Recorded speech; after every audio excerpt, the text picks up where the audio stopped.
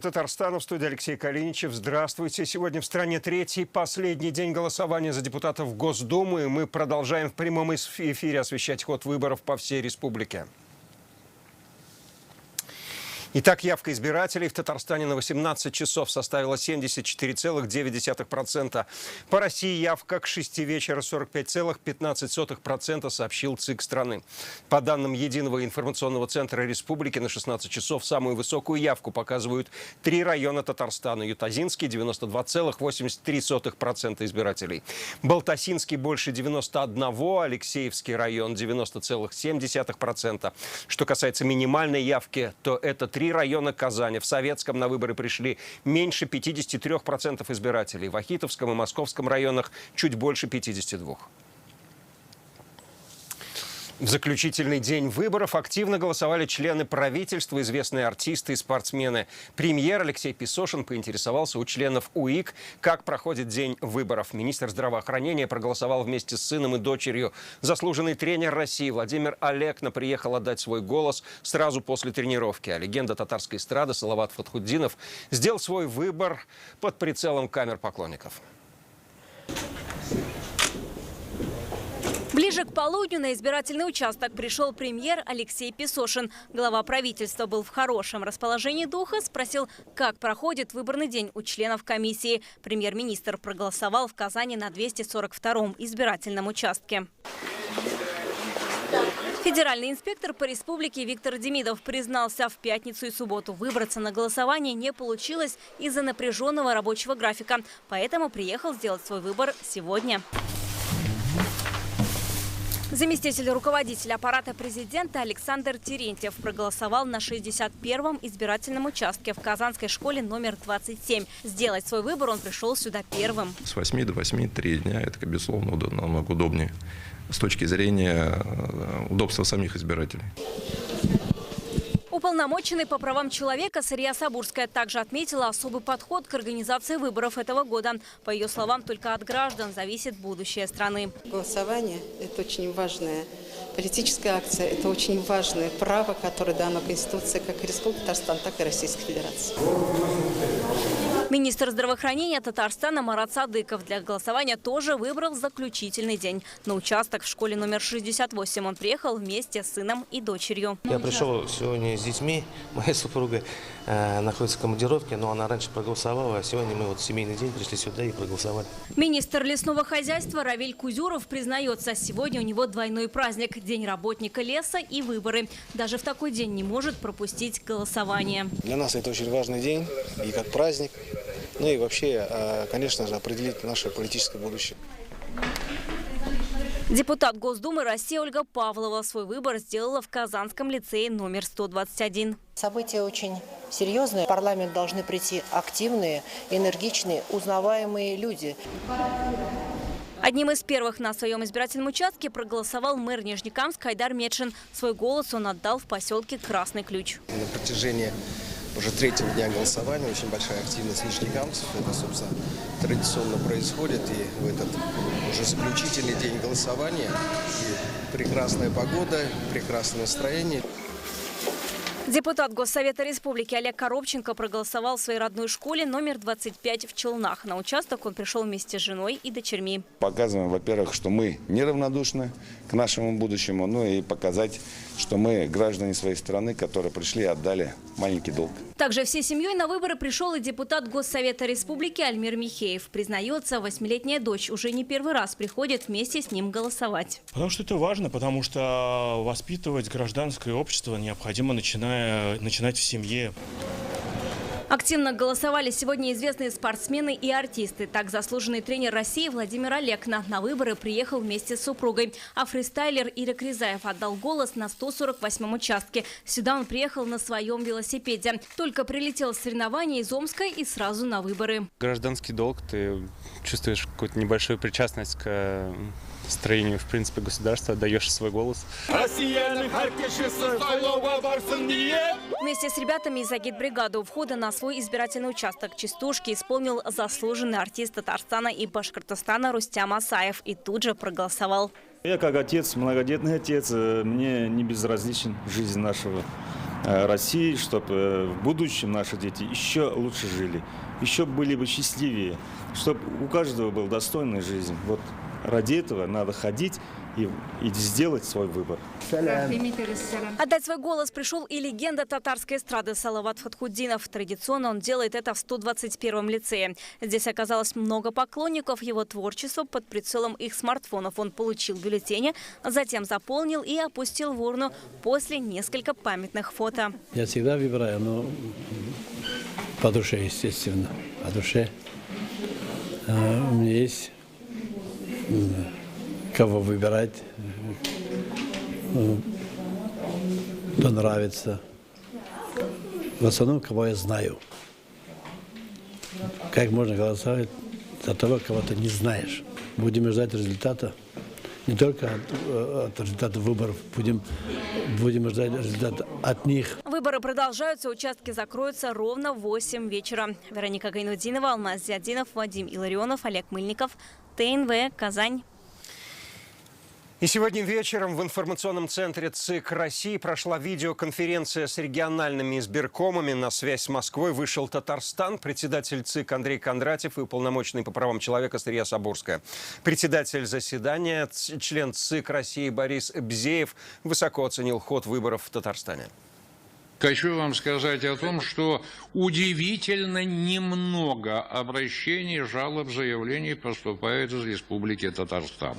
Извините, я не мог об этом не сказать. Спасибо, что вы это отметили, и вы действительно очень бдительно курируете ситуацию. И мы тоже думали, что сейчас, вот, собственно говоря, начнется тот самый вал обращений и жалоб. И на самом деле, все, что мы выезжаем и проверяем, мы видим, что большинство этих выездов и большинство тех обращений и активности в социальных сетях, они являются фейковыми. Андрей Станиславович вместе со всеми своими коллегами задолго до выборов организовал поездки во все, без исключения, города и района Татарстана.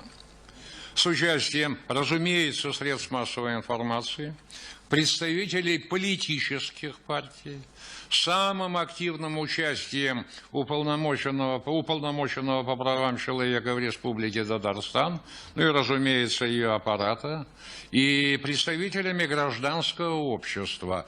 Предельно открытый, иногда очень острый разговор, касающийся проблем электоральной демократии и будущих сегодняшних выборов.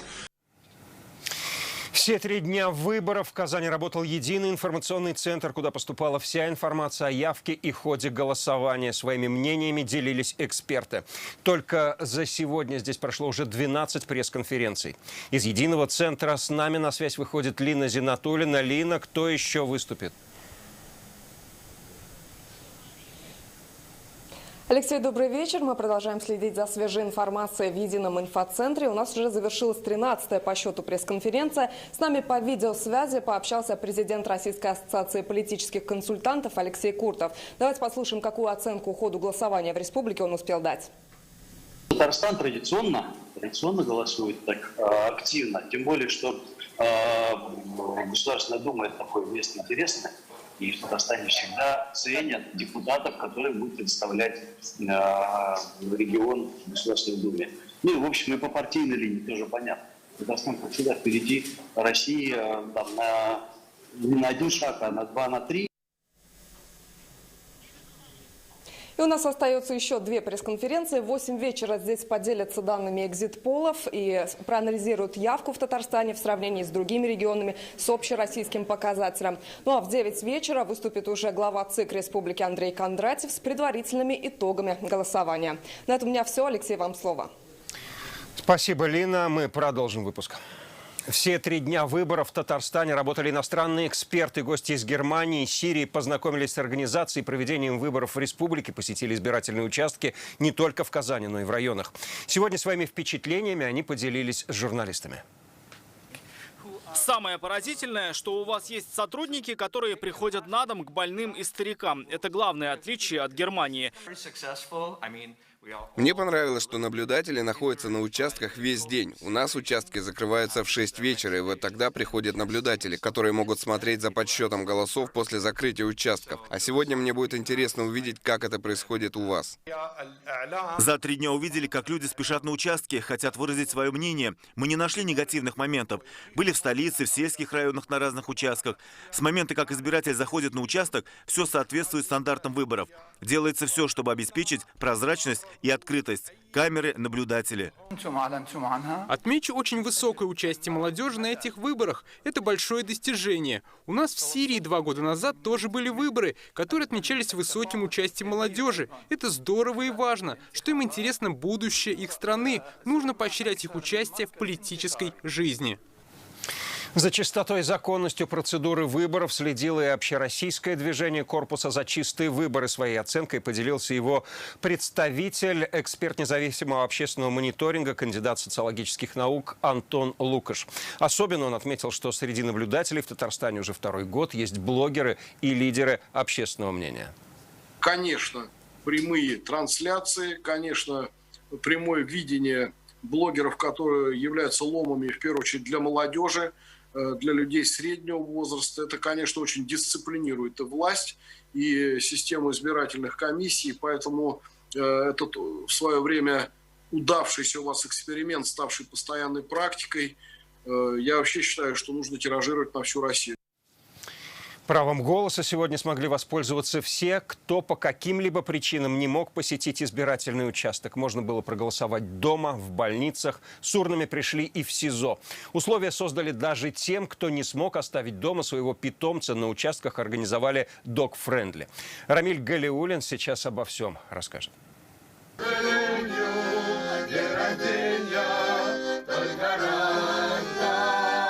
Для нее сегодня двойной праздник. 85-летний юбилей Любови Криволаповой совпал с основным днем выборов. Раньше она сама старалась ходить на избирательный участок, но после болезни голосует дома. К ней приехали представители комиссии вместе с агитбригадой. Женщина говорит, выборы – дело ответственное, не пропускает их с 18 лет. Я всегда голосовала. Во-первых, когда случилась со мной беда, я перестала ходить. Ко мне стали ходить домой. Со страной жить вместе хочется.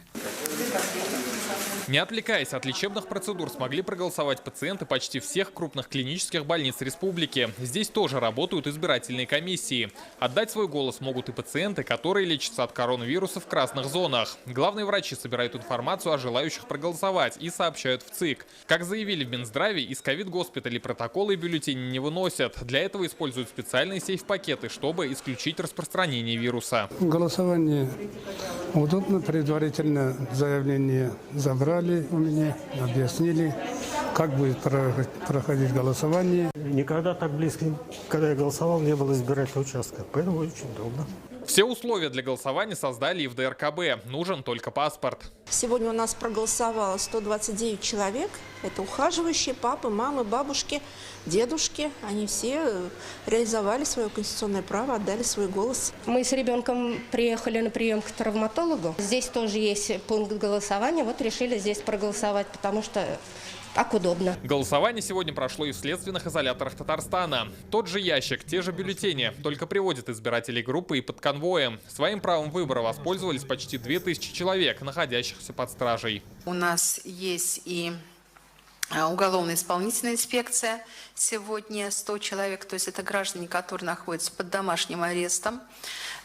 Право также есть у них голосовать, поэтому они прикреплены каждый по своему месту жительства. Отдать свой голос можно и во время прогулки с собакой. Так на 4 казанских участках разрешили прийти вместе с домашними питомцами. Для четвероногих оборудовали специальные зоны, где они могли попить и перекусить. Рамиль Галиуллин, Ильшат Мухаметов и Игорь Романов, ТНВ, Казань. Каждый 4-й наблюдатель в республике представитель молодежи. Об этом сегодня рассказала председатель Общественной палаты Зиля Валеева. Напомним, всего на избирательных участках в Татарстане работают 16 тысяч наблюдателей. Часть из них следят за ходом голосования в Центре общественного наблюдения в IT-парке. Об активности избирателей говорил уже президент фонда «Петербургская политика» Михаил Виноградов. Он отметил, явка в Татарстане для Москвы или Петербурга – удивительные цифры, но для республики это традиционная активность. Президент Национальной лиги специалистов по связям бизнеса и государства Марат Баширов оценил беспрецедентные масштабы видеонаблюдения, организованного в Татарстане на этих выборах. Ключевые заявления этих спикеров с пресс-конференции предлагаем послушать. Уровень такой открытости, прозрачности действительно, пожалуй, тоже опыт не просто новый для России, он новый для очень многих других тоже стран. И вот это, по крайней мере, наши эксперты, которые были у нас, они об этом говорили. Цифры, наверное, достаточно ожидаемые, показывающие, что интерес существует, в то же время нет какой-то такой искусственной гонки. В Татарстане есть своя электоральная культура, политическая культура. Есть прямая связь с количеством людей, которые приходят на выборы, с тем авторитетом региональной власти, который складывается в результате работы этой власти. Вот в Татарстане очень высокий уровень явки. Более открытые выборы трудно представить. О ходе голосования журналистам в Едином информационном центре рассказал сегодня заместитель секретаря Татарстанского отделения «Единой России» Юрий Камалтынов. Он напомнил, работает ситуационный центр партии по наблюдению за выборами. А на каждом участке находятся наблюдатели или члены комиссии с правом совещательного голоса. Серьезных нарушений они не выявили. Отдельное внимание уделяют проверке информации, появляющейся в интернете. По линии молодой гвардии был создан так называемый антифейковый отряд. И основная их работа – это мониторят они социальные сети. Также взаимодействует по необходимости с нашими наблюдателями. Но я еще раз говорю, по той информации, которую мы сегодня имеем, на данный момент, ничего такого, что могло бы где-то поставить под малейшие сомнения ход голосования или будущие результаты, пока этого нет. В каждом муниципалитете «Единый день голосования» сделали праздничным. Концертные программы, сельхозярмарки, спортивные старты, призы и подарки за участие в конкурсах. Каким выдался завершающий день выборов 2021 в обзоре Светланы Звонаревой. В Автограде все эти дни работали 173 избирательных участка. Челнинцы приходили голосовать с семьями. В городе организованы ярмарки и концертная программа. Хочу сказать, что этими словами, то есть для чего мы здесь находимся, дети сами скажут. Для чего мы пришли сюда? Скажите, Никита. Голосовать за наше светлое будущее. 53 участка и около 32 тысяч человек с правом голоса в Мамадышском районе проголосовала на дому долгожитель Уммуниса Хадиева из Нижнего Таканыша. Ей 105 лет. Галочка гнапы. На центральной площади города развернулась ярмарка, где свои товары представили хозяйства района и частные подворья. Это же наше государство, мы выбираем дальнейший путь, каким нам идти. В Елабуге районе 62 избирательных участка. Во всех пунктах установлены видеокамеры, соблюдаются антиковидные меры. Здесь можно было сделать прививку от ковида и гриппа. На улицах развернулись сельхозярмарки и идут концерты. Детям хорошо было, чтобы нам хорошо было, чтобы в мире хорошо было.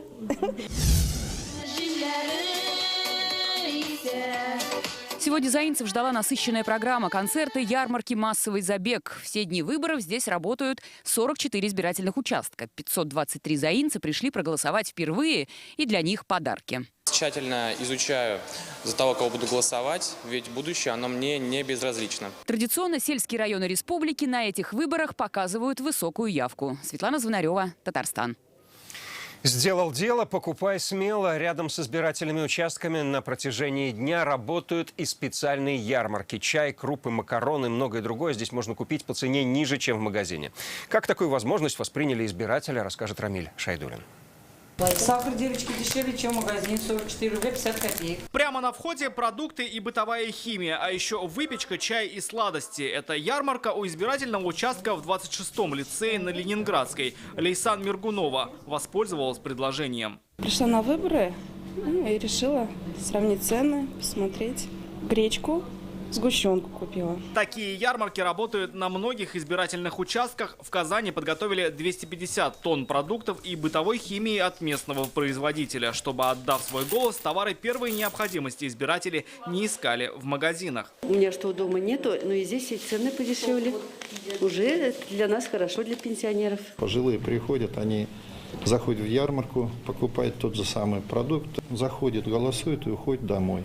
К 10 утра на прилавках уже не так много товаров, как это было при открытии. Вот видно, что люди разобрали муку, осталось только несколько пакетов гречки. Может быть, причина всему качество, а может и цены. Дешевле песок, чем в магазине, мука дешевле, чем в магазине.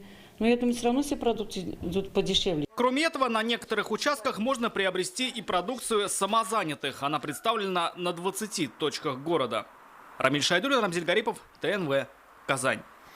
На избирательный участок на телеге да с песнями. Так проходит голосование в деревне Каенлы Нижнекамского района. Для местных жителей выборы – это всегда праздник и даже день национального костюма. Это обязательный дресс-код для похода на участок. Эй, вы, мои родимые, куда вы меня не слушаете, а? Кутуз Сабирзянов со своими подопечными на «ты» может поругать или наоборот похвалить. Коровы, бараны, лошади. Пастух следит за ними по расписанию. Поели, погуляли, пора отдыхать. Свой перерыв мужчина проводит с пользой. С поля на повозке, запряженной лошадью, отправляется на избирательный участок. Сегодня, конечно, у меня работа тяжелая. Мне надо было пасти своих коров, овец. Ну, раз выборы-то, никак не откажемся, сходим. Обязательно. По дороге Кутуз-Абы встречает местных жителей. Голосовать так с песней и в национальной одежде, решают они, и присоединяются. Вот сегодня мы нарядились на национальных одеждах, красивых. Пусть будет это праздник. Пусть будет мир на земле, и пусть будет все счастливы. На избирательном участке гостям рады. Каждому выдают маски, перчатки, ручку и 2 бюллетеня. В Нижнекамском районе открыты 33 сельских избирательных участка. Право голоса у 28 тысяч человек. 2000 из них выражают свою гражданскую позицию дома. Всегда с удовольствием ходила на выборы, голосовали и всегда верили, во что-то верили. На всех избирательных участках праздничная атмосфера. Местные артисты радовали жителей творческими номерами. Некоторые подпевали и с хорошим настроением шли голосовать. Кутуз Сабирзянов свой выбор сделал и отправился к своим подопечным. Альбина Валеева, Александр Лихачев, ТНВ, Нижнекамский район. Но в эти минуты у Ак-Барс-арены в Казани проходит грандиозный праздничный концерт. Выступили звезды татарстанской эстрады Гузель Уразова, Фирдус Тямаев. На сцене появились знаменитости российской эстрады. Свои песни представил МОД. Там сейчас работает наш корреспондент Илья Хайрудинова. Илья, здравствуй. Какая атмосфера у вас там царит в этот прохладный вечер? Добрый вечер, Алексей. Мы сейчас находимся на территории Ак-Барс-арены. И сюда сегодня впускали тех, у кого на руках блестели вот такие браслеты. И судя по тому, сколько людей сейчас собралось за моей спиной, я могу точно сказать, казанцы свою гражданскую позицию выражали очень и очень активно. На улице сейчас примерно 8-9 градусов тепла, но здесь очень жарко, потому что каждый согревает друг друга теплом своего сердца. И, конечно же, проголосовавшие получили подарок в виде тематических площадок. Любители прозы и поэзии могли принять участие в литературном дворике. Кто-то пел, кто-то танцевал. И, конечно же, без внимания не остались дети. Для них были организованы мастер-классы. Они лепили, чинили, рисовали. И был даже такой случай, что молодой человек сделал предложение руки и сердца своей любимой. Давайте их послушаем. Проголосовали, вот самое основное. То, что сделал предложение руки и сердца в этот день. Серьезно? Да. Серьезно? Почти 6 лет уже встречаемся, и в этот день я сделал свой выбор. В Казани большинство мероприятий, вот, которые организовываются, они на высочайшем уровне, и здесь вообще не исключение. Все очень замечательно, вообще молодцы, как всегда. Каждый год здесь такое подобное, всегда очень хорошо все. Очень здорово подготовили, очень весело, интересно, и программа очень интересная. Спасибо. Главная сцена также расположена на территории Ак-Барс-арены, и прямо сейчас выступает всеми любимый МОД. Давайте его послушаем.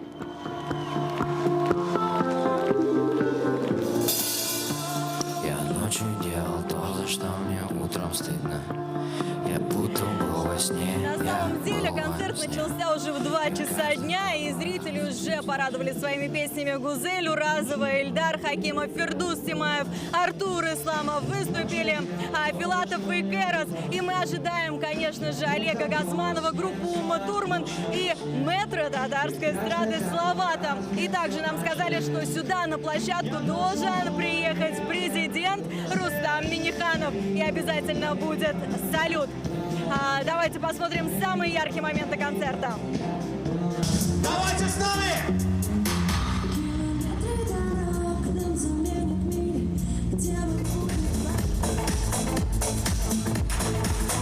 У нас трек-лифт, походу, экспромтом получается.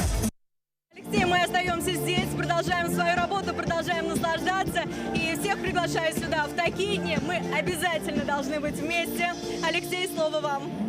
Спасибо, Алия. Мод действительно порадовал. Много радости еще впереди. Не закончился и наш выпуск. Продолжим. Те, кто проголосовал сегодня, могли совершенно бесплатно попариться в бане. Передвижной спа-центр неподалеку от избирательного участка в парке Урицкого Казани установил Амир Валиуллин. При предъявлении браслета всех проголосовавших ждал легкий прогрев или же настоящий пар. После банных процедур гостям предлагали угощение и чай. О, кайф. А где с легким паром? С легким паром. Спасибо. Мы будем делать групповые парения, будем проводить ароматерапию с помощью трав, с помощью масел. Вот. Будем парить венчиком, березами, дубовыми, делать растирочки. Вот. И после этого, соответственно, разгоряченного человека мы выводить на улицу и окатывать его ледяной водой. Вот таким насыщенным выдался этот выборный день. В 22:00 закрываются избирательные участки. Начнется подсчет голосов. Итоги выборов узнаем уже скоро. Мы работали в прямом эфире. Сразу после нас большой концерт и красочный салют на ТНВ. Спасибо, что были с нами.